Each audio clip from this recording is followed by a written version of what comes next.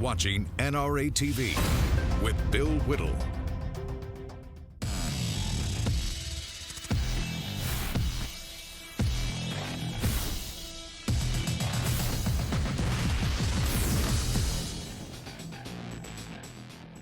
Hey everybody, welcome to Los Angeles. Live from Los Angeles, it's a Hot Mic Show. I'm Bill Whittle, and today's program is entitled, We Don't Like You. We Really Don't Like You.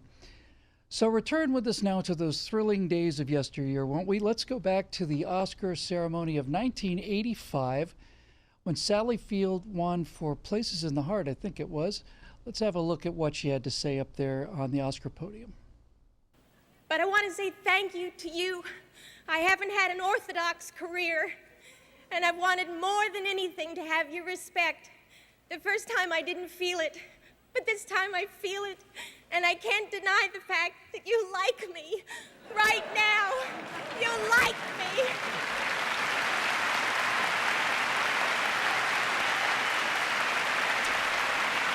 You know. Thank you. Not so much anymore, apparently. Hollywood is having its worst box office in 25 years. 25 years. And I'm sure they're utterly mystified. But 25 years ago, more than that for Sally Fields in 1985. But Hollywood has changed. Hollywood has gone from the place that everybody used to want to watch in the Golden Globes, forget the Golden Globes, the Oscars. It was the television event of the season. You had luminaries like Sally Fields and Robert Duvall and all the rest of them. And now Hollywood is facing the worst summer box office it's had in 25 years, and I'm sure they don't know why. But I can tell you why. So let's go to another award winner, another award for ourselves, another breathlessly emotional, deeply humble thank you from just last year's Golden Globes win with Meryl Streep. You and all of us in this room really belong to the most vilified segments in American society right now. Think about it. Hollywood, foreigners, and the press. You like me, you really like me, we're the most vilified people in America right now. And I would like to say on behalf of half of America, if I may be so bold, that Hollywood, you brought this on yourself, and this is exactly the fruit of what you've been reaping for quite a long time now. Reaping of what you've been sowing quite a long time ago. Sorry about the mixed metaphor. How bad is it? Well, John Nolte over at Breitbart, Big Hollywood, said worst box office in 25 years. He says it's down 16% from 2016, just last year, obviously. Now, here's the problem, folks. If you're going to do one of these big Hollywood pictures, they call it a tentpole because it holds up the rest of the Hollywood studios' year. Tentpole production, like a big computer graphics adventure like, Spider-Man, The Avengers, that kind of thing, Iron Man, Batman versus Superman. Those films are going to cost about $250 to $350 million each. One of the reasons they cost so much money is because Hollywood's accounting is so corrupt that nobody gets a piece of the back end because there is no back end. The Lord of the Rings movies, all three of them together, made something like $4 billion. And I think they wrote a check to the Tolkien estate for, $70,000. So some ridiculous number, because the Tolkien estate, the author of Lord of the Rings, had the inexperience and the sad ignorance to go for a percentage of the net instead of a percentage of the gross. And in Hollywood, there is no net. They cross-collateralize anything. In any other business, these people be in jail. So everybody has to get paid up front. So $250 to $350 million. Now, if you're going to put a movie like that out, that's going to take a lot of promotion. So a pretty decent rule of thumb, works pretty well, is that you're going to have to double your budget in order to get out of the red. So needless to say, for a $250 million movie, you've got to make $500 million in box office in order to get back about where you were, because here in America, obviously, the distributors take a piece. You go to the movie theater, the people that own the theater make most of their money at the concession stand, but needless to say, they get a piece of the ticket prices. Now, some good news for Hollywood is that the international market has really opened up. China is obviously a huge market. And if you look at this, this is really interesting for two reasons. These are the top grossing movies internationally, not in America. International box office gross, these are the top 20. And the Fate of the Furious is number one with $1 billion and so on and so forth. But you can look over on the right there and see where it says number one market.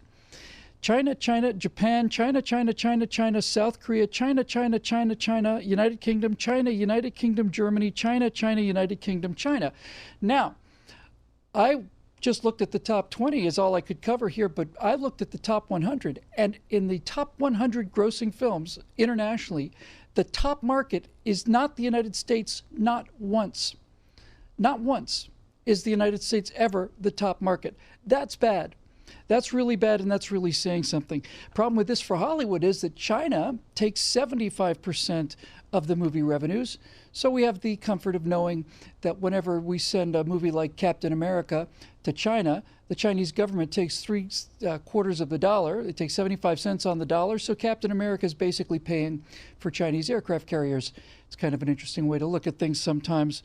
But of the top 100 grossing films, not one has its primary market in the United States of America, and that is very different from how things used to be. So helping us figure all of this out, helping us figure out why these people in Hollywood are starting to really tank and where those eyeballs that used to be watching Hollywood movies are going, it's our friend Mike Knowles from the Mike Knowles Show over on the Daily Wire, coming to us live from, I don't know, a mile and a half away down the street.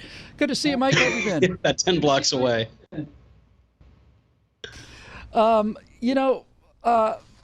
Let's just open our discussion this way, Mike, because you're very big on pop culture. Apparently now, Hollywood has lost some support from the knuckle-dragging, mouth-breathing, ignorant, racist redneck Nazis who live out in flyover country. It's inexplicable. You know, Bill, I'm glad you had me on to talk about this topic. It is one of, certainly it's one of our favorites to talk about, being much besieged conservatives in Hollywood. But it is amazing that after 25 years of making movies expressing their disdain for the American movie-going public, and then giving each other golden statues and complaining about that same American movie-going public, that we don't like them as much anymore, and we don't go to see their movies as often. It is certainly the worst box office summer that we've seen yet. But just look at those movies. I loved the Nolte piece talking about Suburbicon, talking about George Clooney's latest, what appears to be future flop. It's getting bad reviews even from the Hollywood types. This tried old trope of the dark underbelly of those awful suburbanites who possibly voted for Trump and are the audience that are supposed to go see these movies. It just seems tired. It seems old hand. And I don't know that I think the technological issues of video on demand might have finally given us an excuse to stop paying attention to these Hollywood dummies. Yeah, that's right. And we'll come back to those alternative markets a little later on after the break.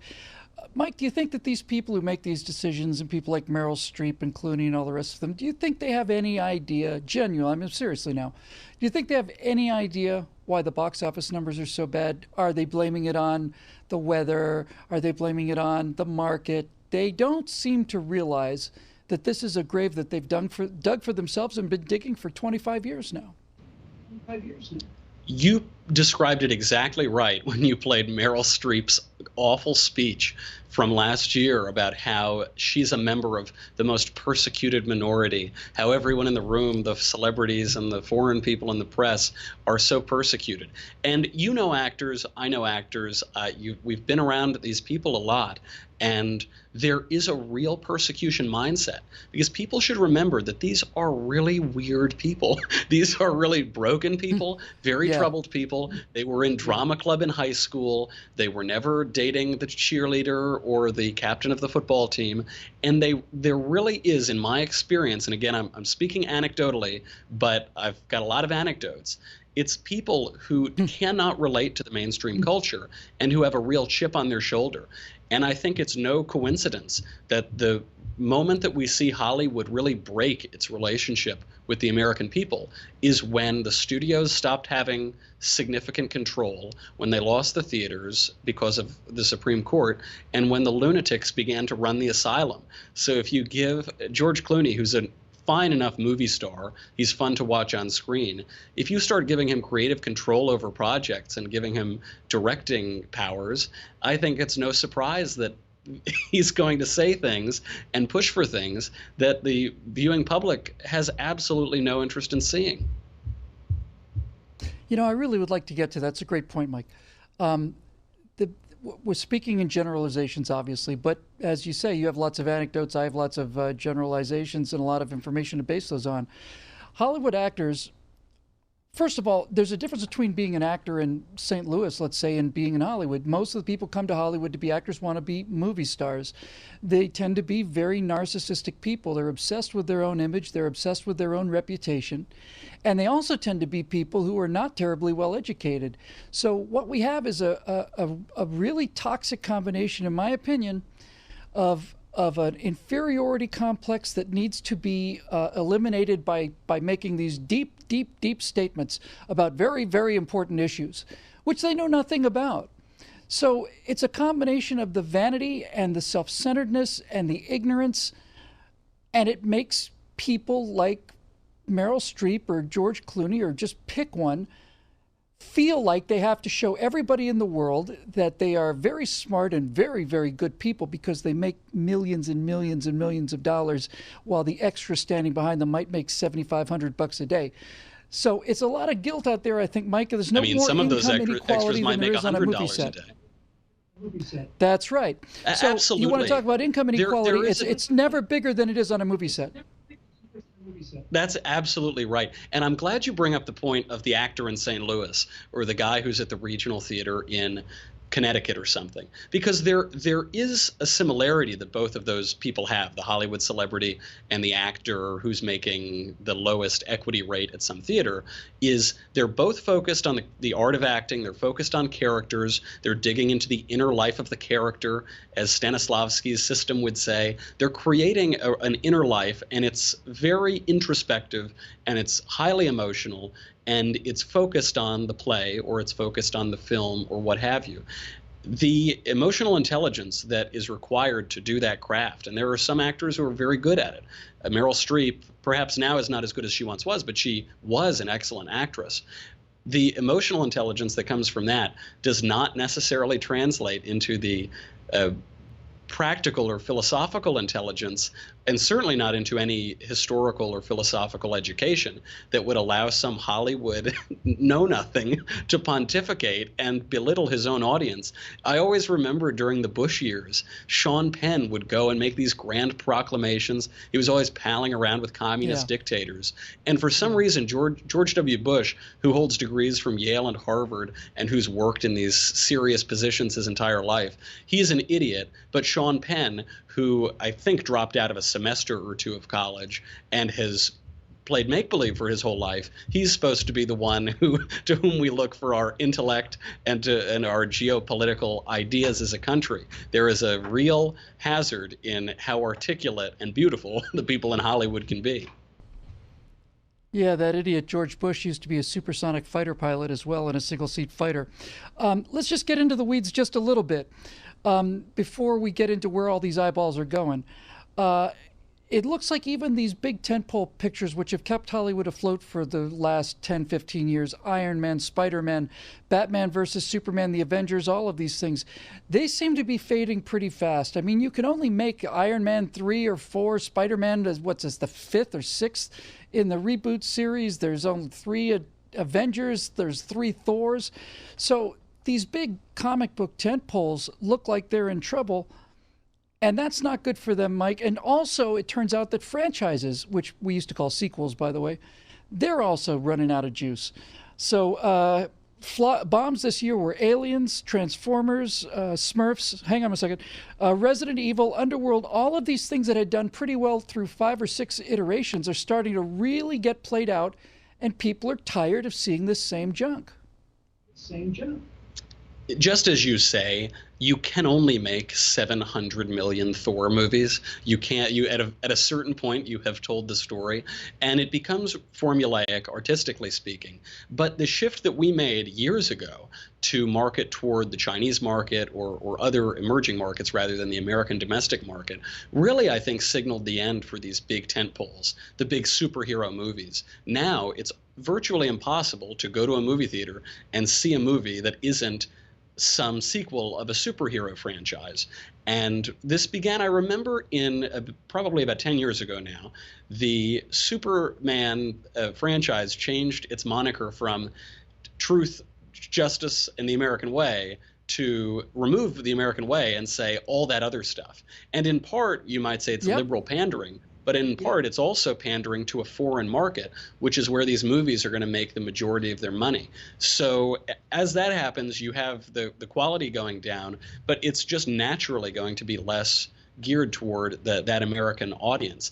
And the shame in all of this is we've lost the movies for adults. That wonderful $25 million, $30 million movie you saw throughout the 90s and the early 2000s, it just doesn't really exist anymore.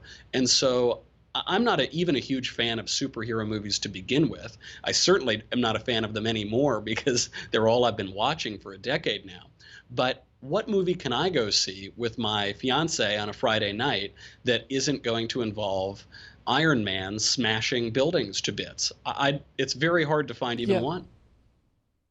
Or Sean Penn and Matt Damon and George Clooney telling you what a racist Nazi you are. That's your other option. Comedies are tanked too.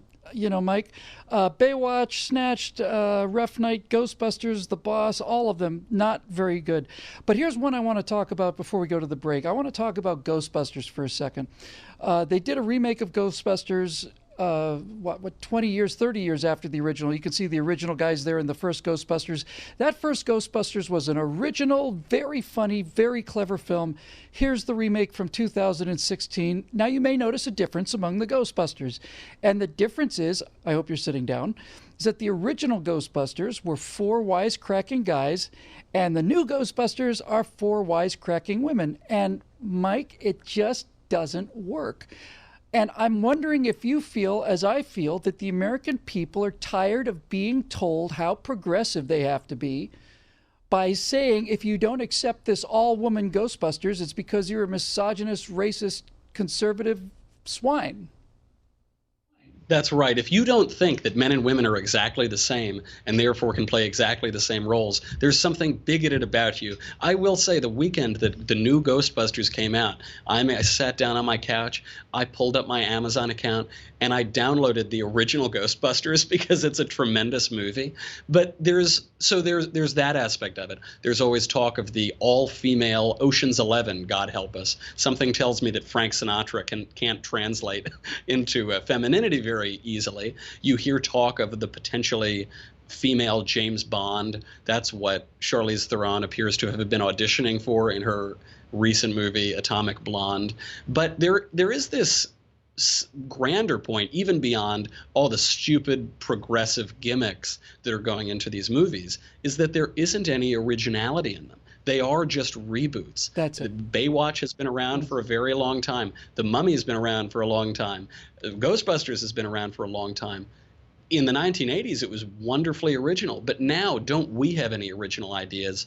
And as an artistic point, that may be because the movies as an art form have peaked and they're dying. And there are plenty of reasons that are technological and artistic, but they may have simply just entered into an irrevocable decline, sad to say. No, that's exactly right. People want new ideas, and Hollywood's not giving them any new ideas. And when we come back after the break, we're going to talk about where some of those viewers have gone, where many of them have gone. And as Mike Knowles said, what is actually replacing movies as we know movies today. We'll be back in just a few minutes. I'm Bill Whittle. This is the Hot Mike Show on NRATV.